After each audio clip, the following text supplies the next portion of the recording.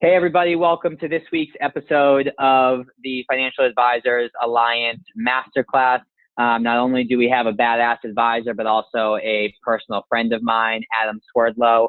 So before I pass it over to Adam, I want to give you a little bit about his background. So him and I met, what was that, like 5 years ago? Something like that? No, maybe back probably in 4, I would say. 4 years. Yeah, 4 years ago, we both ran our college programs of new advisors in our different offices. So there was a training program that we went to. That's how we met, and we've been friends ever since. Adam is actually a career changer. He wasn't born and raised in this space. He came from a career in software sales.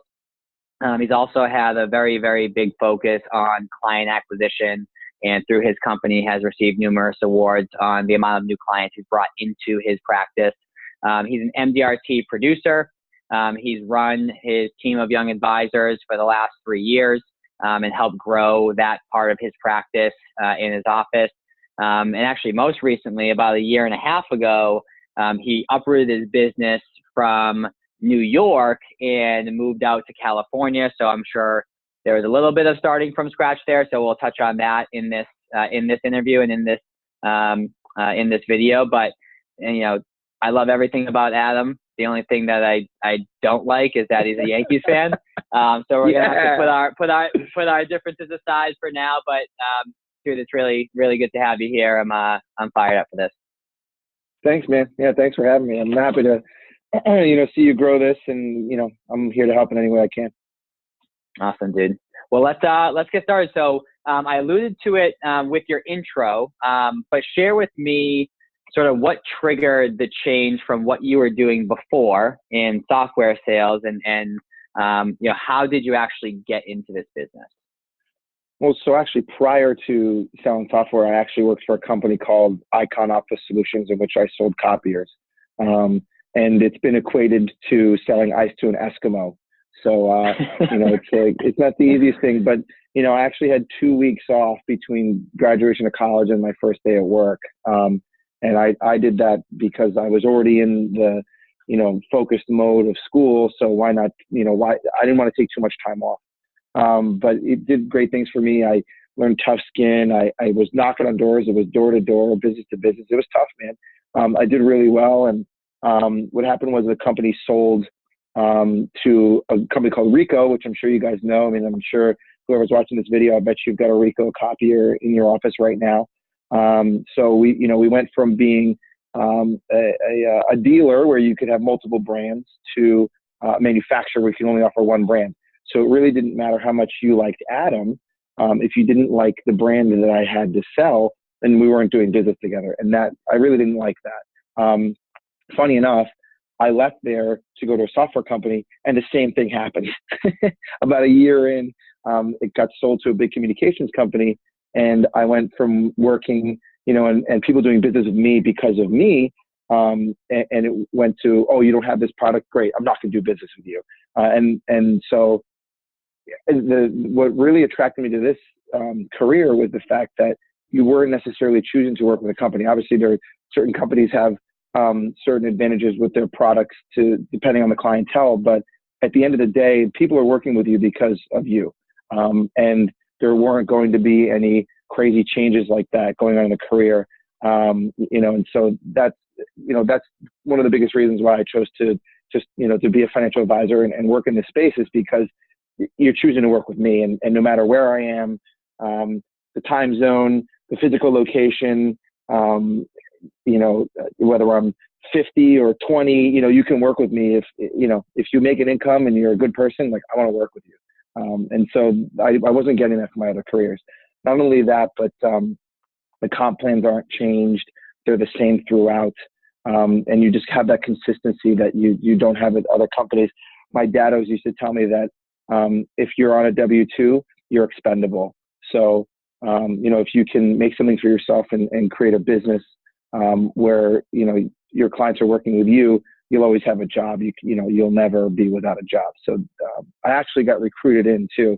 I started that software job, and I got approached by a recruiter at the company I work for now. And, I told her that I had just started this, new job, and I wasn't ready to to make a change. But then when all those changes I had mentioned happened, I called her up immediately, and the rest is history, man. I fell into it. I got recruited into it. So that's awesome. Kind of my awesome story there. Yeah. So I want to actually take a step back, because I'm sure that there's some nuggets in a couple of your experiences that you've been able to, help you in this business, and that others could find helpful as well.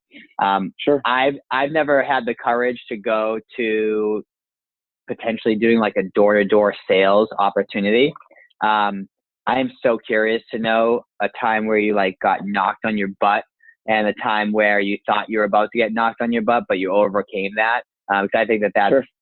One of the hardest, areas of sales. So I'm curious to hear about your experiences. Well, I really didn't have a choice. that was the first thing. So that made it really easy for me.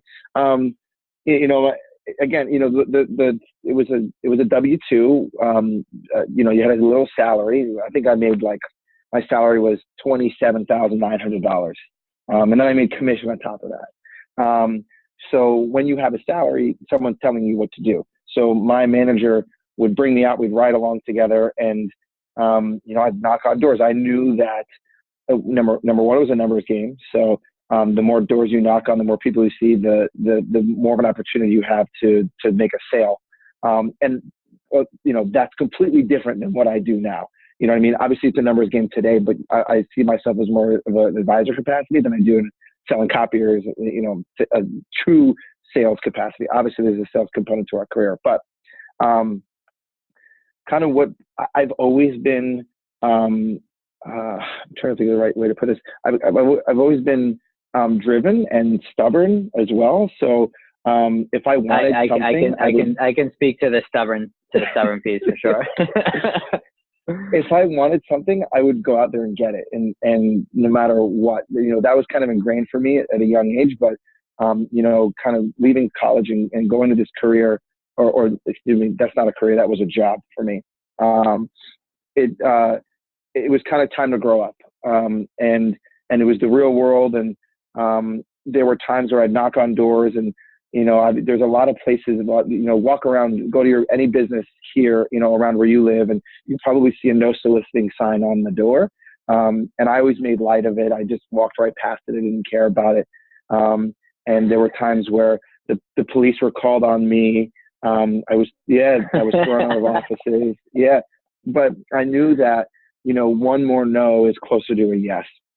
And if they gave me a no, right, that's better than a maybe. I always tell people no is my second favorite answer. So you can get them, you can forget about them and move on to the next person, because, in a sales occupation like that, it's definitely a numbers game.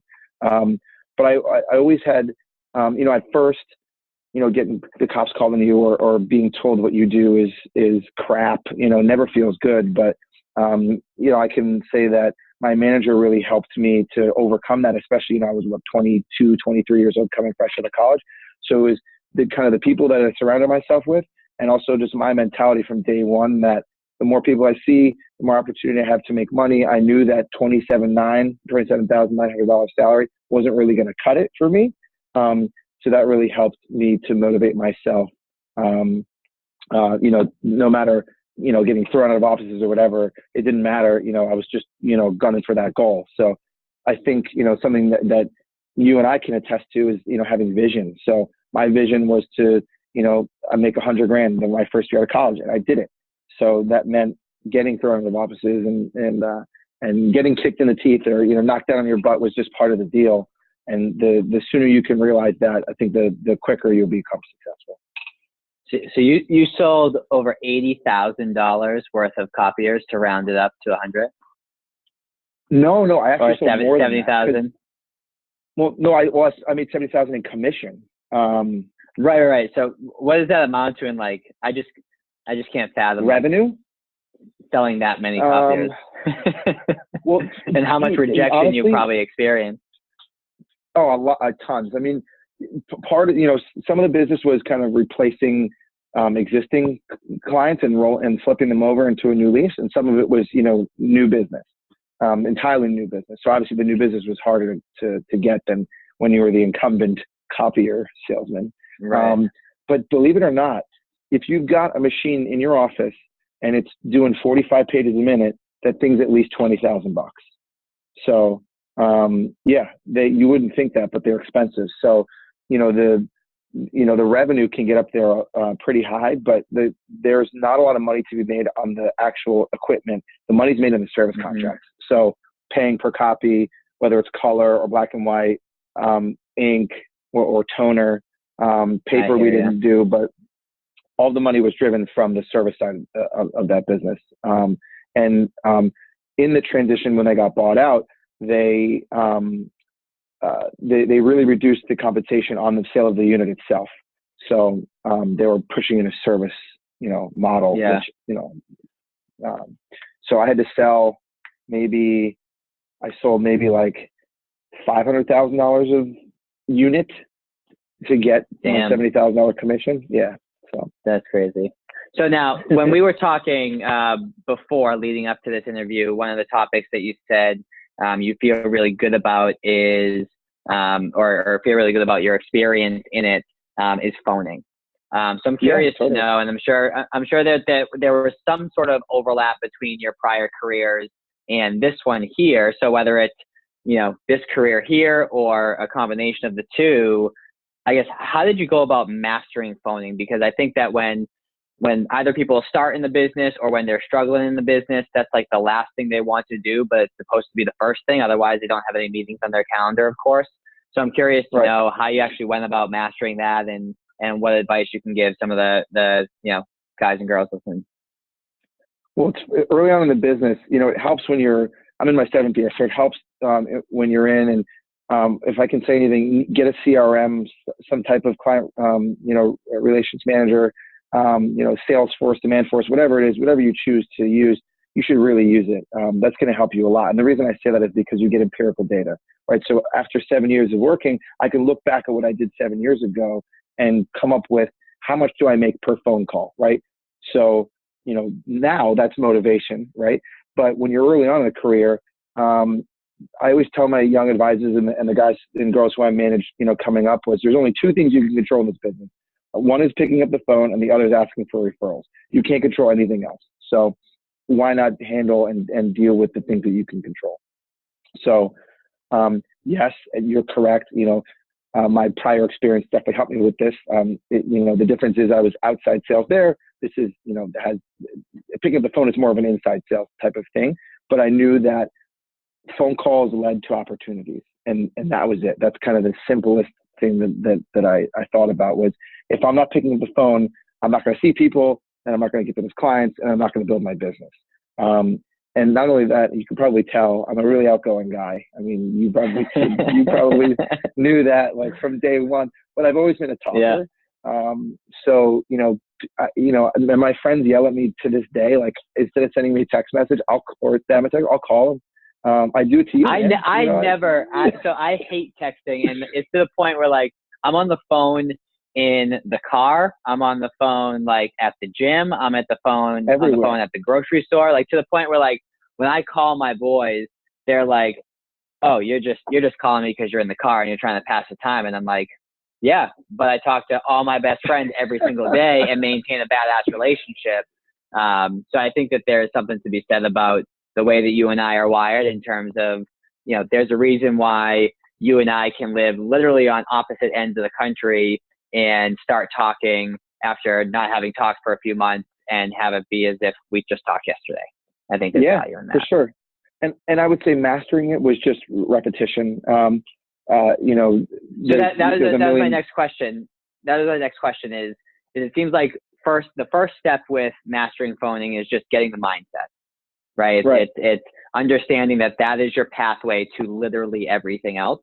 And understanding that dialing for dollars, right? And I really like your idea of figuring out what your dials are worth, but in the same breath for someone who just starts, it's tough to quantify that without that data. Right. So it would be helpful for them to maybe, link up with another guy or girl who's been an advisor for a while and figure out what theirs are so that you can see that vision. But from a practical standpoint, right? Mindset aside, but from a practical standpoint, what are the steps that you took to perfect your language? You just alluded to it with repetition, but like, what does that actually mean in terms of action? Well, it's really important to lean on your peers also. There's, you can see, more veteran reps in your office, go hear their language or phone with them. This way you'll kind of pick up little nuggets from their language that you may like and you can craft towards your own. But yeah, you had said it, before, your language is really going to matter, and your tonality. We had training videos that we saw, and the guy really harped on tonality and really what that means, across the phone to the other person. It's kind of taking a look at the psychology of the thing and getting the person to say yes. And there's an art and a science. So kind of getting to the art of the phone call. And part of that is, number one, practice, obviously. And number two, we recorded ourselves, and then listened back to ourselves and said to ourselves, would we take a meeting with ourselves based off of how we sounded, right? If you sounded kind of unless you wanted to meet with a robot. Yeah, exactly. If you sounded canned or wishy-washy and just like scared, then you probably weren't going to get the meeting. But if you were confident, then and you had a way to handle objections, then you were probably going to get that meeting. And even if you were, had good language and were calm and everything, you still might not get the meeting. That's just the nature of the beast. But I'd say, writing your language down, getting to know your language, recording yourself, role playing. I was lucky enough to have one of my best friends from college, works for the same company down in New Orleans. So we used to role play all the time when I first started. He started before me. So that was really important for me to role play with him. And the best thing your friend can do is be really tough on you, because in reality, you're not going to get, we call them 5%ers. You're going to get some 5%ers, and your buddy's going to be the toughest on you. So really, and then I would kind of, it's funny that you're going to laugh, but in the shower, I would pretend to like make dials and and go to, some people sing, some people, I don't know what other people do there, but that was a place where I was, I can't even imagine who was listening to me. Did you have, I was going to say, did you have any roommates at the time? Yeah. But he was all game for it. He knew what was going on. Okay. Sometimes I'd come out and he would ask some questions, but that's okay, man. It was just practicing my craft. So. He would just ask, did you book him? Yeah. I booked Irish Spring, Yeah. And Pantene and Herbal. Yeah. So yeah, practicing and role playing really helps. And then, obviously getting out there and doing the real thing. When I was working with the younger reps, we'd, called our natural market first. So they were more comfortable and the person was most likely to say yes. And then the next call we would make to a brand new person. So you'd have that, difference, and you'd have that good feeling of booking a meeting. You're fresh coming off of that, so that if you got rejected on the next call, then it wasn't that big of a deal. So, well, and even that's kind of tough too. So when people first start in the business, or even if they're trying to revamp their business and they start off with like, diving deeper into their natural market, calling people they know. And then they also have these, call it referrals over here. What I've found is that if you spend, say, all day calling the people that you know, and then you spend all day calling people that you don't know, it's totally different. So let's say you make 40 dials in a day. Exactly. So let's say you make 40 dials in a day. I'd say 20 of those should be the people that you know, and 20 of those should be people that you're referred to, so that you're constantly working on your language, because you just spend so much time practicing your language, and then you're calling people that you know, and you're not using your language because they're just kind of shooting the breeze with you and asking what's up and, getting an update on everything that's going on. Whereas the other people are straight into the point. So I think that there needs to be a balance with sort of going every other. And that, is a point that you said earlier about recording. I tell the people that I coach all the time, like, record yourself, listen to it. You're going to absolutely hate it. And then record yourself again and listen to it. And you're going to hate yourself a little bit less. And you just continue to progress through that. And what I find is the people who struggle on the phone, they practice during the game. They don't practice during practice, right? So they'll record themselves once, right? Listen to it and be like, okay, I know what changes to make. And then they'll go hit the phone, and then they'll call someone, and they'll totally waste that opportunity because they never practice for the actual game. Right. And I'm sure you find that with some of the people that you coach that maybe aren't as coachable as they should be. Right. Yeah. I mean, and the thing is at first you're going to suck, so don't get discouraged. It's common, as much as I hate to say it, Tom Brady wasn't winning 5 Super Bowls before he got there. So there was a point where he was really horrible. Right. I'm sorry. How many has he won? Is it 5 or is it 5? It's 5. Okay. I just wanted you to say it again. Well, could have been 7, but the Giants had to get in the way of 2 of them. That's all I really care about. So. Hey, we've been there plenty of times. You got to put yourself out there to win. Now, also, stay hydrated. Stay hydrated. I got water with lemon over here, and then I have my coffee. So, stay hydrated. There you go. So, I guess walk me through, one of the ways that I know I learn best, and I think a lot of people learn best, is by hearing sort of the trials and tribulations of, someone's experience. I think that a lot of times we'll go through something and we think that we're the only ones, when in reality, everyone goes through that type of stuff. So I'm curious to know, like, what have been some, on either the personal or professional level, just some really difficult times that you've been through, and what have you done to actually overcome it, and how has that helped you? Well, anybody who, we're financial advisors, but some of our business is insurance related, right? And not only is it a tough thing to provide to a person, but also getting through the underwriting process can be, a really difficult thing. And I would say, and what's always bugged me from day one, whether it's in this business or anything, is how things that I can't control affect me.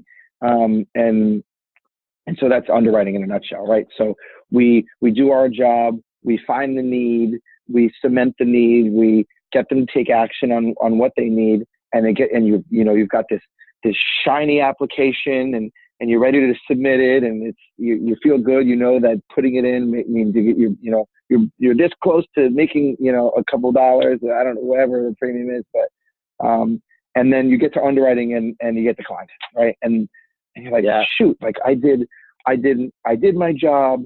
The people are on board. Like I got their money. I got that new wallet, and then the underwriter. Not just that, but you have to go back. You have to go back and tell them, on top of all that stuff, like, hey, remember that big need we identified? Well, guess what? We can't actually help you. So that sucks. Exactly. Too. Right. So keep going. Well, there's and that's not the end of the world, right? You can overcome that, but it's certainly a horrible feeling to have, especially since you did your job and then it was just taken away from you by someone at a home office somewhere that you don't even know what they look like or what they sound like, and you couldn't do anything about it. So, that was certainly tough for me, especially if you do a big case. And you shouldn't be elephant hunting, by the way, not early on in your career. But I know, Dave, you like to elephant hunt over there. So every now and again. But you got to focus on just like providing value and helping people regardless of their background, because that's sort of like the foundation of your business. And you can always fall back on some of those people for referral opportunities, or they grow through their career. And I think that there's no reason why you can't go and elephant hunt, so to speak. But I think there needs to be sort of a base level of activity with a more defined target market than, Mr. and Mrs. Big that are out there somewhere. Right. And those deals usually take longer. But to get back to what I was saying before with getting, someone getting declined, it stinks, but it's not the end of the world. And I think that going through that will actually build a better foundation, a better relationship, because then you're actually helping them to work through that issue. However, it does really feel bad. And so the way I kind of overcame that was, number one, knowing that would probably bring me and the client closer together, because I could help them to get over whatever they got declined for. And just because they got declined today doesn't mean that they can't become a client later, or they won't overcome whatever they got declined for. There's a million ways that someone can get declined. Also knowing that it's part of the business. You have to insulate yourself from those types of situations because it's going to happen, right? Obviously, we do our job to field underwrite, and sometimes it just doesn't work in our favor, either client's health history or what they say with a home office phone call. Everything it's, anything can happen. So if you kind of go in with the mindset knowing that stuff like that's going to happen, and you expect it will happen sometimes, then I think when it does happen, you're less discouraged. So knowing I know as I was building my business, one thing that I had convinced myself of, and I quickly realized was not the case, is I thought that proverbial shit sandwich that we have to eat when we start in the business. Right. I thought that goes away sometimes, and problems that you have in the business just go away. And what I've learned is that they just become bigger, right? And but people learn how to deal with them. So I saw it was some picture on Facebook or Instagram or something like that. And there was a picture of, I think, two wolves, right? And I'm trying to recall this, and it said something along the lines of, it's not that nothing bad happened to them. It's that they know how to deal with it. And there was one wolf that had 20 arrows in him, but was still walking. And another wolf that had one arrow in him, and he was laying down on the ground pouting. Right. And I think that's relevant in not even just this business, but business in general and life in general, that, life is going to knock you on your butt all the time, but what are you going to do about it? It's yeah, that person got declined. And what? What are you going to do about it? Right. The difference between successful people and unsuccessful people is the successful people take action when they don't want to take action. Right. And the unsuccessful people curl up in a ball. And we've all been guilty of that, but moving forward, we can all be better at that. Right. Of course. And it also helps to hear one of the top producers of your company telling everybody in the company that he has more premium comes off the books and declines than some people will write in 5 years of their career. So yeah, no matter who you are, Superman or the lowest guy on the totem pole, you're going through the same thing. So it's how you deal with adversity is kind of what it comes down to. So speaking of adversity, I'm sure it wasn't an easy process, and we don't need to go through details as to why a move was made, but I'm curious, just logistically, mindset wise, how is it going from New York City, where you had an established practice, you had clients that you were working with, and you probably still work with some of them today to a certain degree, to a totally different market, different demographics of people, different personalities, different locations. I'm sure that there wasn't a huge natural market to fall back on like there was back at home in New York and Connecticut. So walk me through that process, because I'm sure that whether as soon as we release this, someone listens, or someone listens to this in 1 or 2 years from now, someone I guarantee is going through this same process. And if you are, comment underneath below, because I'm curious to know who it is, and we can maybe link you and Adam up to talk through that. But I'm curious to know what that process was like. Well, the move, was twofold. First, I wanted to be closer to my father, who moved out to California 10 years ago. He got transferred. So that was kind of the biggest, piece of it. But the other part was, it was time for a change. I grew up on the East Coast in Connecticut, New York, went to school in Massachusetts, and I was comfortable. I did all the same things. I had all the same friends. I ate at the same restaurants.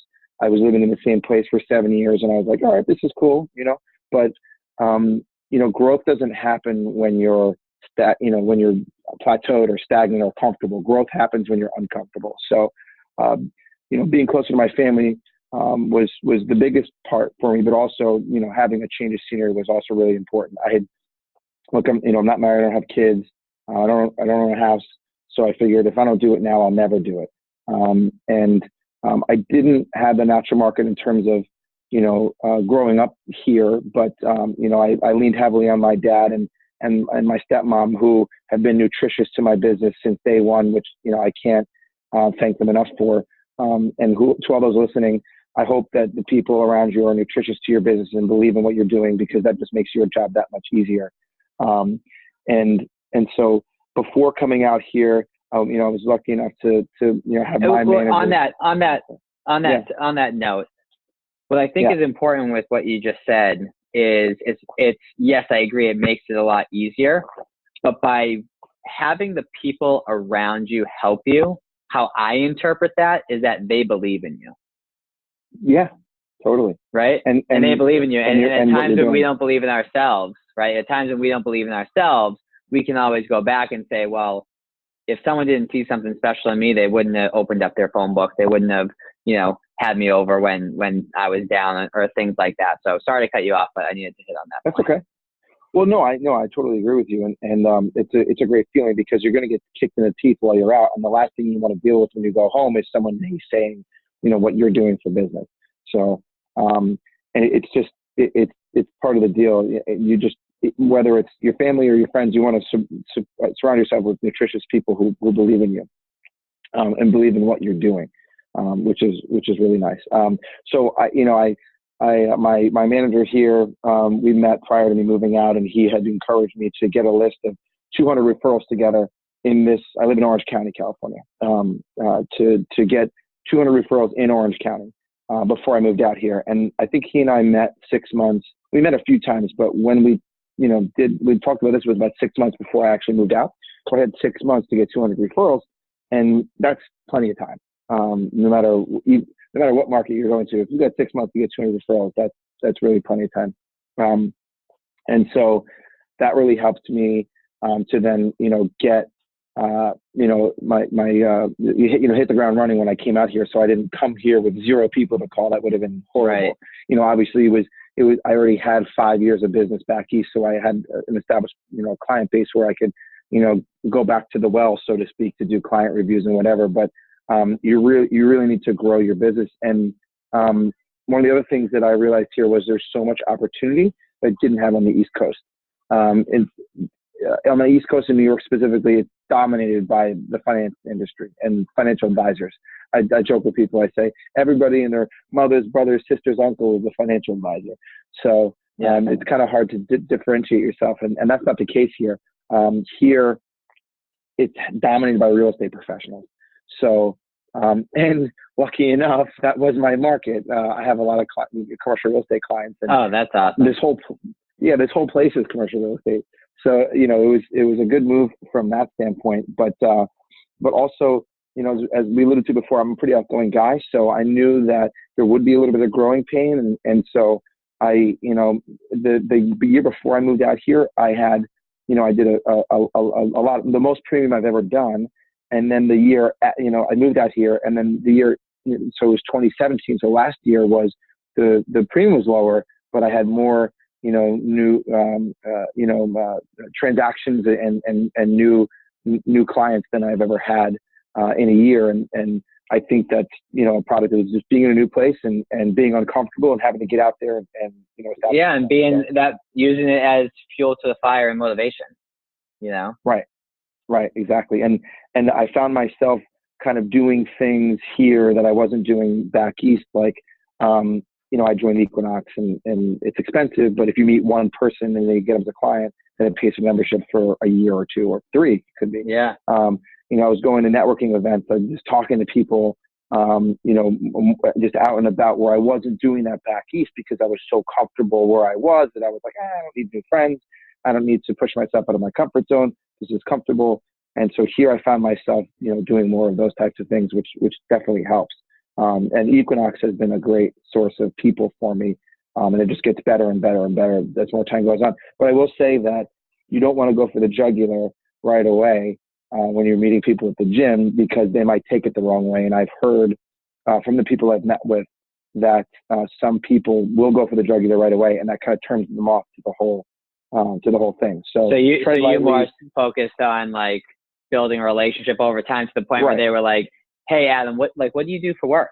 Right. And then then the ball was in your court at that point, rather than sort of jumping down their throat.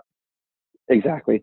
Being involved in charities here, even like walking my dog around the town where I live, just you're meeting people everywhere. So just putting myself in a position to meet new people and new good people.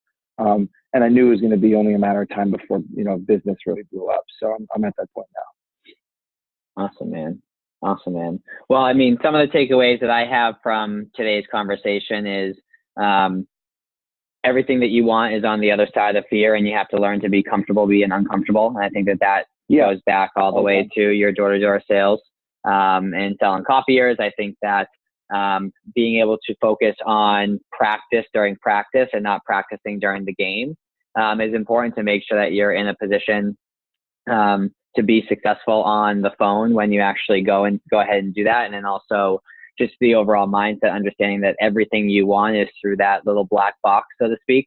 And if you have that mindset and you have that vision, you know, it becomes your friend, not your enemy. And then another one of my takeaways, just in your overall transition, is understanding that how I interpret it anyways, is like, no one's going to just like hand you over what you're looking for. Like, you got to go out and get it. You got to put yourself out there.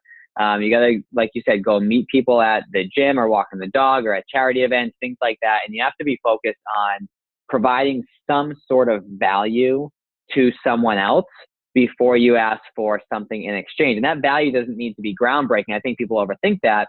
Value can simply be someone to talk to because no one was talking to them, right? And they feel comfortable. Anything that I'm sort of missing that you think is worth going over again as we sort of wrap up the conversation and go from there? If you're comfortable, then you need to change something to get uncomfortable, because that's really where growth happens. The move, setting it all up was not that hard. If you ever want to, I think it's 70% of people never leave where they grew up. And I didn't want to be part of that statistic. So, I can always go back. The city's not going anywhere. And I think now it gives me more opportunity now that I'm out here. So if you're thinking about making a move like that, but you're scared, I would say just do it. Just do it. Figure out a way to make it happen, and you'll see how happy that you are, especially when you're in a new place. One thing you didn't touch on was kind of mistakes that I made early on, which I want other people to learn about. I don't know how much time do we have left here. Let's wrap up in like 5 or 10. Just spitball. Let's go. Okay. So some of the mistakes I made was I was trying to look. Inevitably, you're going to meet with a certain amount of people, and not everybody's going to become a client, right? And you need to know that. But I was so confident in myself, which is not a bad thing, but it could be a little detrimental to your success, because I thought that everybody was going to become a client, right? So I would. A friend of mine called it the goose and the golden egg, right? You hold this little golden egg and you covet it, and you don't want to challenge that relationship because you're worried that if you say something or if you don't, call them every week, that they're not going to do business with you. But, that's not the case. You need to challenge that egg, and sometimes you need to squash that egg. And part of that is, if they're not responding or you've done your job and you've provided value and you've shown a need that you can help them with, but they're not taking action, that's not your fault. That's on them. It's their plan, not yours. So don't keep calling them. Put them out 6 months. Go find somebody else, because there's plenty of people out there. Look at the demographics of the city that you live in. Find out, how many people there are making X amount of dollars or more, and you want to talk to those people. I think on that note, I think, well, say your guarantee first, because I'm sure people are curious. I guarantee you a no from a millionaire is the same no that you're getting from $100,000 person. Yeah. So, and I think that to sort of share almost the opposite, right? You said, hey, if you added value, you did your part, you do this, and then they say no, it's their plan, it's their fault, it's not yours. And I think that that's true a lot of the time. I think that for me specifically, and I'm sure for others out there, there's been times where I've passed the blame, right, and say, well, no, it's their fault, not me, when it was my fault, because I wasn't focused on adding value. I was focused on trying to make the sale, and I was super salesy, and my commission breath stunk, and it was all about me, right, and not about them. So I think that sometimes we can tell ourselves a false story to make us feel better, when at the end of the day, you have to have extreme ownership and at least self-awareness to understand, okay, whose fault was this? And put your pride aside, so that if it is your fault, you can actually learn from that. And if you did everything that you could and you put yourself out there and you added a ton of value, then yeah, I totally agree that it's their problem, not yours. But I think more often than not, that can be a defense mechanism for, I feel salesy because I don't feel like I'm adding value. Well, my point is, if you don't have if you you focus on the same people, and they keep saying no and they don't come to a decision, then that's where you become salesy and pushy. If you have enough people to call, then you don't have to rely on those people to give you, to become clients or give you business. You need abundance of people. So my point was there is that don't hold on to, a possibility if it's not going to happen. Move on, find somebody else, because there's plenty of people out there, so that you don't even have to worry about your breath stinking like commission, because you've got so many other people to call and so much other business and activity going on that you don't have to worry about the people that are dragging their feet or saying no. So that was kind of what my issue was, that I was like, I don't get it. Like, I did all my things correct. Why aren't they doing business with me? And sometimes it has to do with you, and sometimes it has to do with them. But if you've got abundance and you've got plenty of people to go see, those aren't really going to matter anymore. And you'll feel that. It feels great when like, like, I haven't called that person in 3 weeks. Like, what's going on? It seems like yesterday I just spoke to them. Let's give them a call. Right. You know what I mean? So that's a good feeling. That's a good feeling to have. That's awesome. So before we wrap up, I'm going to put you a little bit on the spot. Go ahead. I have been sort of making commitments on a daily basis to do 5 activities every single day that are going to help me and my company achieve the vision that we have set out, which is to impact advisors regardless of their company affiliation. And it's a company that is for advisors by advisors, right? You're not getting paid to do this. I'm not, charging for people to view this. This is all to create valuable content for the betterment of others. So one of my things I thought you were getting me Yankees tickets. I'll get you Sox tickets though, not Yanks. So I have this book here, right? And one of the things that I wrote down is get connected with 2 influential people. So I'm curious to know, in your world, who are 2 people that you think would be badass people to interview, just like we did, that could help create unbelievable content for the people that are watching these videos? So first is, I would say my buddy who I alluded to before, my best friend from college, Jeff. He works for the same company that I do. But he's from New Jersey. He's going to be very outspoken like me. And he's also hilarious. And he's a Yankees fan. So, I got to add that to the mix there. So his last name's Goldman. I can recycle the same joke. Don't worry about it. You've actually met him before. When we had a couple of meetings, I think I've introduced you to before, but we meet a lot of people. You might recognize him. And then I would say, probably a guy from my office, the guy who sits right behind me. So here's one of the decisions that I made. I didn't want to be in an office because you kind of isolate yourself. And I think growth happens when you're around your peers. So you'll see a lot of new offices have kind of the bullpen is open and you can hear everybody. So my good buddy sits right there. I'm in a cube. And I like that he sits right there because he's not here right now because he's out on meetings, but we bounce ideas off each other. If I'm on the phone, he's like, why did you say that? It's just great to have somebody right here in the trenches with you who's doing the same thing. We do joint work together. We eat lunch together. We go skiing together. So that's Kevin Lochner, and I'm going to get him on the phone with you too. He started his business in San Diego, and then he moved up here. So, while I moved across the country, he moved, an hour plus away. So he's got that transition story, just a little different than me, but he's a good guy who I can introduce you to for sure. Awesome, dude. And we'll get the phone numbers and intros and whatnot later. But for everyone who's watching, that's a perfect example of if you want to go and build something or grow something or do something, just ask. Adam didn't even hesitate to offer 2 people to introduce me to. I think that Adam sees the vision of what this company is creating. And I think that, you want to have a hand in making it work. So I appreciate, obviously, those introductions. Of course, man.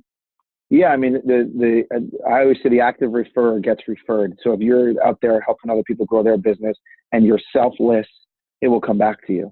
And so if I can help you be successful, let's do this, man. That's only 2. I got plenty more behind that, but I think you too much to start. You got to start with something first. I hear you. We got to. I'll go back to the well once I'm out of the water. That's a deep well. Come on back. I'll welcome you with open arms. Come on now.